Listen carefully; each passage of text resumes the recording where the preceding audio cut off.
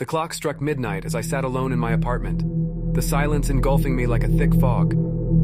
Outside, the city lights cast eerie shadows on the walls, heightening the sense of isolation. I had always found comfort in solitude, but tonight, an unexplained unease settled upon me. I tried to distract myself, turning on the television to fill the empty space with noise, but the voices from the screen seemed distant, distorted. The flickering images held no appeal, and an unsettling feeling crept up my spine, urging me to seek solace elsewhere. I decided to take a walk, to embrace the cool night air, and find respite from the suffocating stillness of my apartment. As I stepped outside, a chill ran through me, as if the world itself was holding its breath. The city streets were deserted, the usual hustle and bustle silenced by the late hour. I walked aimlessly, the dim streetlights casting long, eerie shadows that danced alongside me. The sound of my own footsteps echoed through the empty alleyways, amplifying the sense of solitude. Each corner turned, each flickering light above me brought a surge of anticipation, a primal instinct warning me that I was not truly alone. My heart quickened its pace as I approached an old, abandoned building, its broken windows and crumbling facade sending shivers down my spine. A faint light flickered from within, drawing me in despite the cautionary whispers in my mind. I hesitated at the entrance, my hand trembling as I reached out to push the door open. The hinges groaned in protest, as if reluctant to reveal the secrets concealed within. Stepping inside, I was greeted by an unsettling stillness that hung heavy in the air. The light came from a single flickering bulb in the center of the room, casting eerie shadows on the peeling wallpaper. The air was thick with dust, and the musty scent filled my nostrils. I felt like an intruder, an unwelcome guest in a forgotten realm. A creaking sound drew my attention to a set of stairs leading down to the basement. Against my better judgment, I descended into the darkness, my footsteps echoing in the emptiness. The further I descended, the heavier the atmosphere became, pressing down on me like a weight. At the bottom, I found myself in a dimly lit chamber, the walls adorned with disturbing artwork and symbols I couldn't comprehend. The air was frigid, sending a chill through my bones, and a sense of foreboding settled over me like a shroud. In the center of the room, a mirror stood, its surface tarnished and cracked. It beckoned me, a mysterious allure that I couldn't resist. I approached cautiously, my reflection distorted in its fractured glass. As I stared into the mirror, a flicker of movement caught my eye. A figure emerged from the shadows behind me, a twisted, distorted silhouette. Fear paralyzed me as I watched its approach in the mirror, unable to tear my gaze away. The figure reached out, its icy fingers grazing the back of my neck, sending shivers down my spine. Its breath, a cold whisper, brushed against my ear. "You are not alone," it hissed, its voice a cacophony of unearthly tones. In a surge of panic, I spun around, but the room was empty. The figure had vanished, leaving me with a lingering sense of dread. My heart raced as I stumbled back up the stairs, desperate to escape the suffocating darkness that clung to me. Back on the desolate streets, I quickened my pace, my senses heightened, and paranoia taking hold. Every shadow seemed to shift, every gust of wind carried whispers that toyed with my sanity. The city had transformed into a labyrinth of uncertainties, and I was trapped within its twisted maze. As I turned a corner, a figure emerged from the darkness. A stranger, their face concealed beneath a tattered cloak. Fear consumed me as they stepped closer, their footsteps barely audible on the pavement.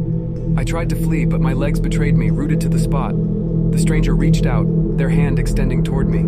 A surge of dread coursed through my veins as I awaited their touch, but instead of making contact, they passed by, their presence fading into the night.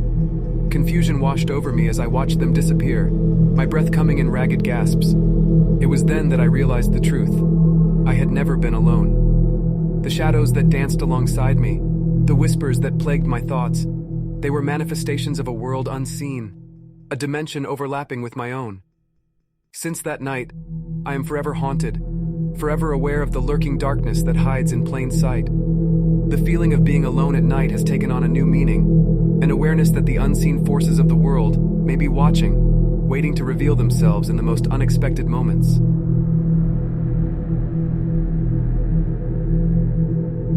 The rain poured relentlessly as I stood alone on the deserted street, the sound of droplets pounding against the pavement like an ominous drumbeat. The streetlights flickered sporadically, casting eerie shadows that seemed to dance in the darkness. A chill wind whipped through the air, causing the hairs on the back of my neck to stand on end. I shivered, feeling a deep sense of unease settle over me. I had always been comfortable with my own company, finding solace in the solitude of the night. But on this particular night, a weighty silence pressed upon me, and the emptiness of the streets felt oppressive. It was as if the world had abandoned me, leaving me to navigate the inky blackness alone. As I walked, each step echoed through the desolate streets, amplifying the sound and intensifying my growing apprehension. I tried to shake off the feeling, assuring myself that it was just my imagination running wild. Yet the gnawing unease persisted, refusing to be dismissed. A flicker of movement caught my attention from the corner of my eye. I turned, but there was nothing there. The shadows twisted and contorted, playing tricks on my senses. A voice in my mind urged me to quicken my pace, to seek the safety of home, but curiosity compelled me to explore further. I found myself drawn towards an old, dilapidated house at the end of the street. Its weathered facade exuded an eerie charm, and the broken windows appeared like gaping eyes staring into the void. With each step closer, a sense of foreboding grew within me, as if the house held secrets that were better left undiscovered. Against my better judgment, I approached the front door, its rusty hinges creaking in protest as I pushed it open. The musty smell of decay filled the air, invading my senses. I stepped cautiously into the dimly lit hallway, the faint glow from the moon filtering through cracked windows, casting ethereal beams of light. Whispers seemed to echo through the halls, whispers that I couldn't decipher. My heart raced, thudding against my chest, as I followed the ethereal voices, my feet moving on their own accord. The house seemed alive, its walls pulsating with an unseen energy that made the hair on my arms stand on end. As I entered a room at the end of the hallway, a chill enveloped me, seeping into my bones. The walls were adorned with faded photographs, their subjects unknown, their eyes seemingly following my every move. I felt a sense of intrusion, as if I had stumbled upon something I was never meant to witness. A mirror on the wall drew my attention, a tarnished antique mirror that seemed to hold a haunting presence. I stared into it, my reflection distorted and fragmented. But as I continued to gaze, a figure materialized beside me, a spectral form that was both familiar and foreign. It was a reflection, yet it was not my own. Its eyes gleamed with a hollow, otherworldly light, and its lips curled into a malevolent smile. Fear gripped me, my breath catching in my throat as I realized the truth. I was not alone in this house. The figure reached out, its icy touch grazing my cheek. A surge of dread coursed through my veins as I tried to break away, but its grip was unyielding, holding me captive. Its voice whispered in my ear, a chilling melody that spoke of ancient secrets and forgotten nightmares. "You should not have come here," it murmured, its voice carrying the weight of ages. "Now you shall never leave." Desperation consumed me as I fought against the figure's hold.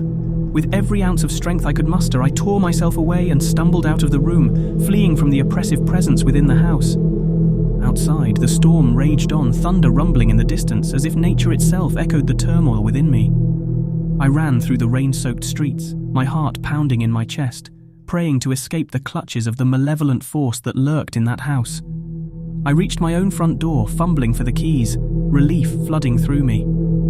As I stepped into the safety of my home, I closed the door behind me, shutting out the darkness and the terror that had plagued me. But as I turned to lock the door, I caught a glimpse of movement in the hallway mirror, a faint, ghostly image that sent shivers down my spine.